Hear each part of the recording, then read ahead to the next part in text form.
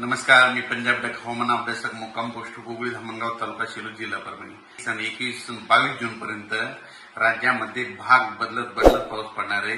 सर्वदूर पडणार नाही म्हणून हा अंदाज लक्षात घ्यायचा. राज्यात एकंदरीत सांगायचं झालं तर राज्यामध्ये 23 जून पासून म्हणजे 23 जून ते 30 जून दरम्यान राज्यात विदर्भातून पावसाला सुरुवात होणार आहे. आणि 23 जून पासून 23, 24, 25, 26 थोडा कमी प्रमाणात पाऊस राहील म्हणजे 25 जून पर्यंत. पण राज्यात 26 जून ते 30 जूनच्या दरम्यान मुसळधार पाऊस पडणार आहे म्हणून हा अंदाज लक्षात घ्यायचा.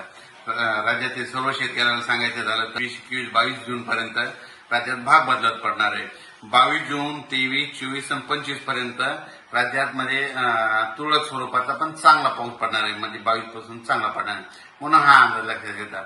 पण राज्यातल्या सर्व शेतकऱ्याला सांगू इच्छितो, राज्यात 25 जून पासून तर 30 जून पर्यंत मुसळधार पाऊस पडणार आहे, वडी नाली वाहणार आहे, छोटे छोटे तळे देखील भरतील म्हणून हा अंदाज लक्षात येतात.